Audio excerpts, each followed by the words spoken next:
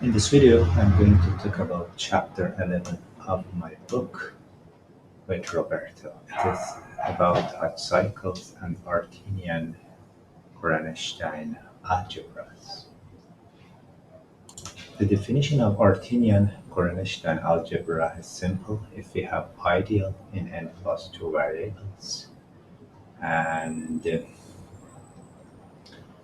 we say that I is Artinian Gorenstein if the quotient ring for some sigma natural number satisfies these three properties. Which one is this one? First, the dimension of the graded pieces of degrees is sigma of R must be 1.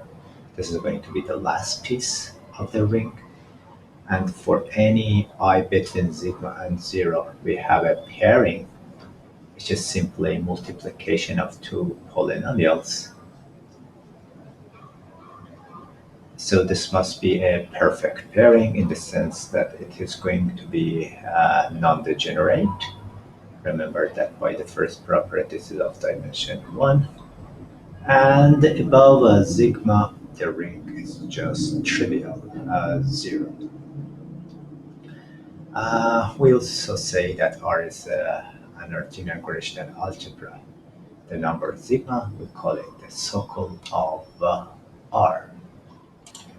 Just to remember that this field K as a field, and for simplicity, you can take it the field of rational, the complex numbers. So our first important example of Artinian Gorenstein algebra comes from Macaulay's theorem. And basically, this is already written here.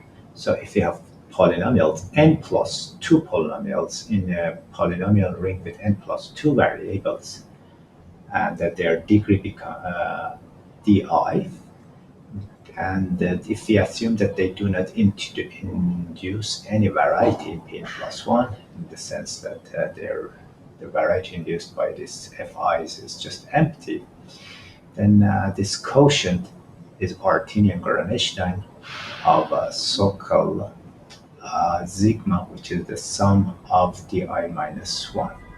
And this is actually Macaulay's theorem. Before going to introduce the next examples of Artinian Gorenstein algebra, let me introduce this very fundamental definition in algebra. The quotient ideal. If we have ideal of a ring R and just P, some arbitrary element in R, so the quotient ideal is defined this way. So this is all elements in R, such that when you multiply P with Q, it will be in I.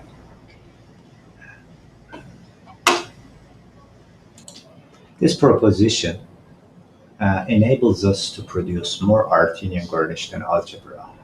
So if I is Artinian Gorenstein ideal with of so-called sigma, and if we take P outside of the graded piece mu, then the quotient ideal, this quotient ideal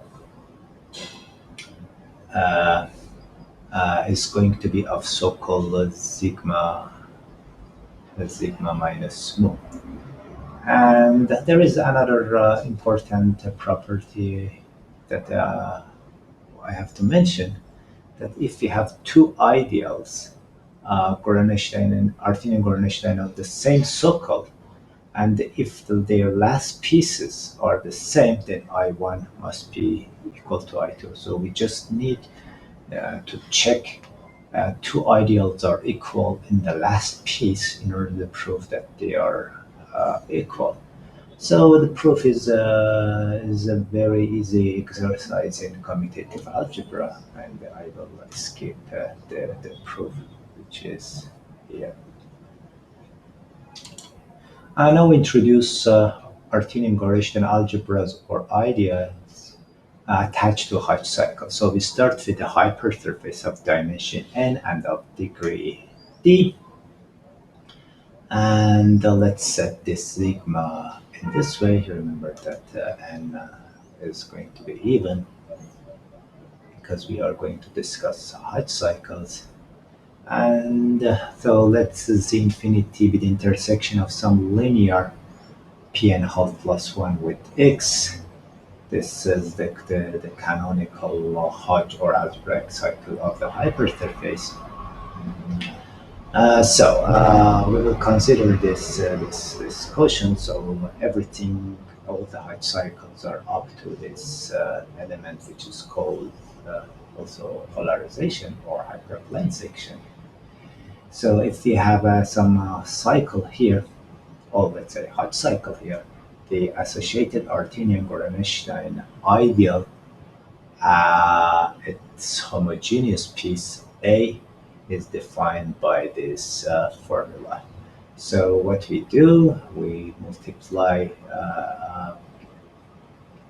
so it contains all Q such that if we multiply Q with P of this degree, this is the degree such that at the end this quotient becomes a differential form in the projective space, and if we take the residue, then the integral must be zero for all p.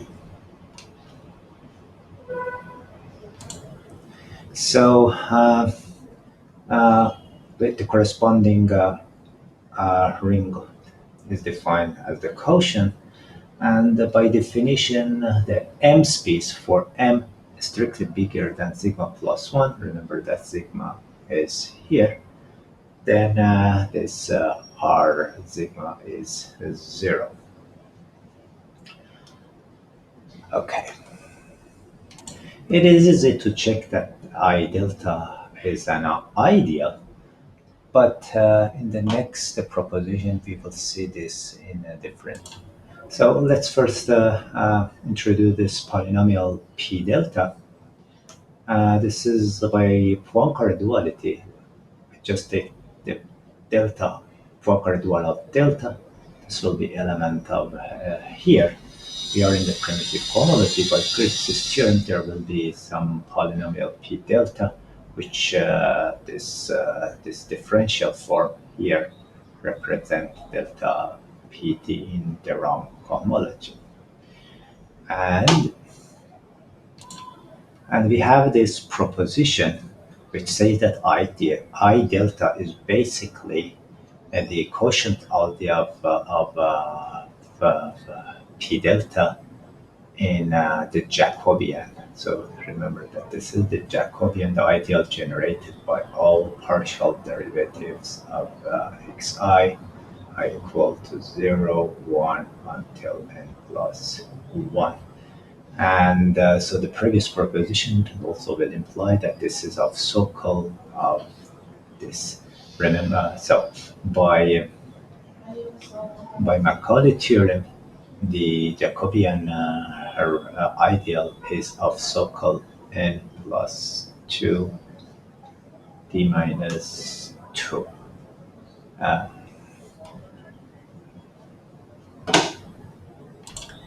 the proof is not so difficult. So first we show that the Jacobian ideal is inside the I delta. And for this one, we use this simple property of a differential. And for the moment, forget this one. So we will use this one for I and half plus 1, and actually for a specific omega 4, but for the moment, just do not consider this. So the basic idea is that when we integrate this one our delta, this one our delta, this one our delta, this must result in the vanishing that we would like to show. This one must be 0 because of the definition of the Hodge cycle, because I is n half plus I minus 1 is n half, and the differential the integration of the exact form is 0. But we cannot apply this one directly. Why? The reason is that these differential forms do not induce differential form in Pn plus 1. And so the argument will not work with this one. So we have to modify these two differential forms.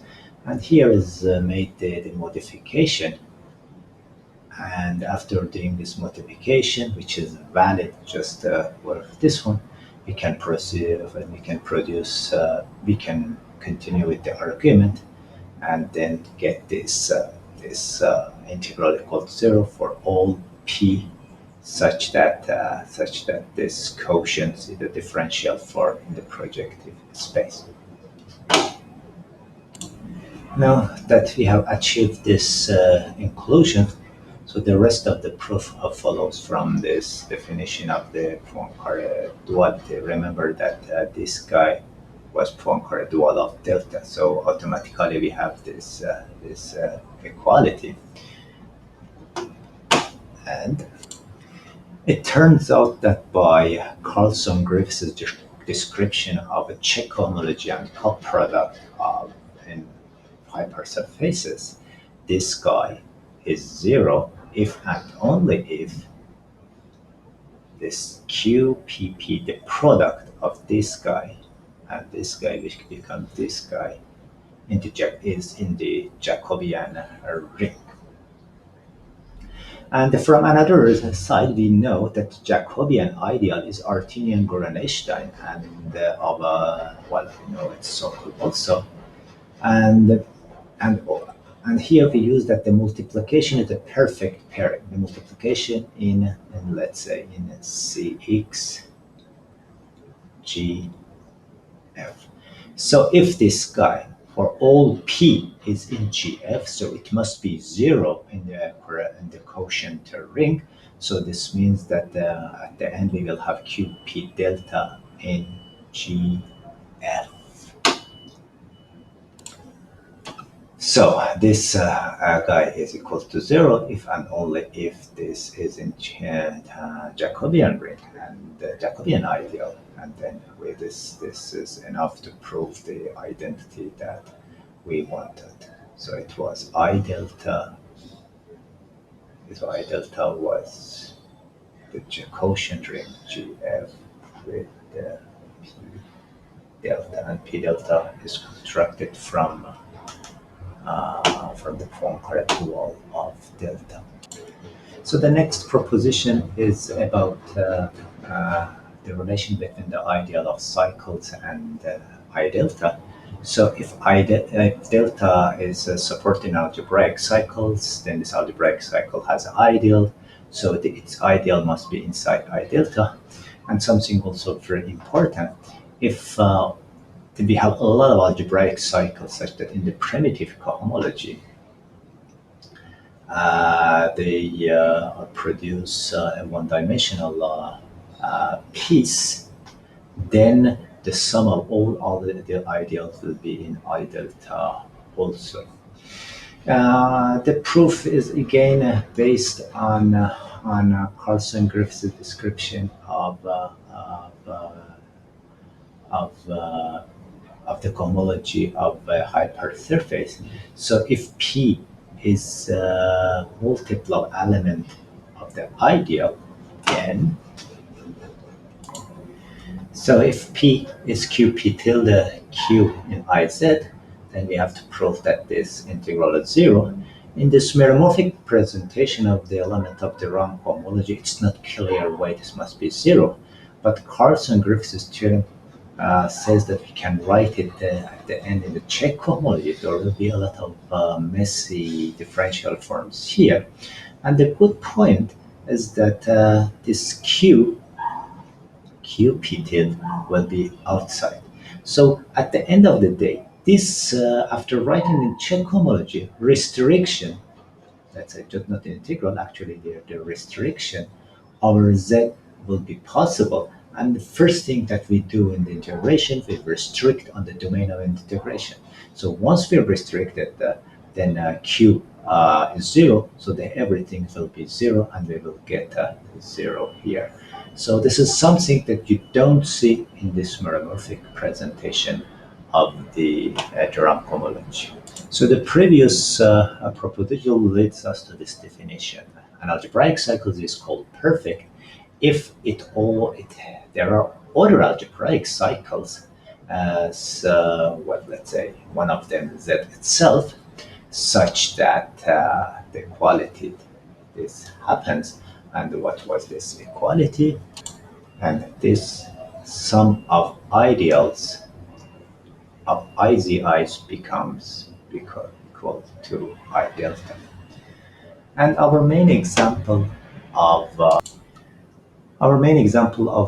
perfect algebraic cycles are complex intersection algebraic cycle inside hypersurfaces. Maybe for this one, remember that if I write a polynomial f in this way, and with fi's and f and a half plus 1I, you know, with a proper degree, then of course this guy has a lot of algebraic cycles, and this is this algebraic cycle. So between this pair of polynomials f and f and half plus 2, I choose one of them, and let's pick, for example, our main algebraic cycle to be f equal to f2 blah blah blah blah f and half plus 1 equals to 0.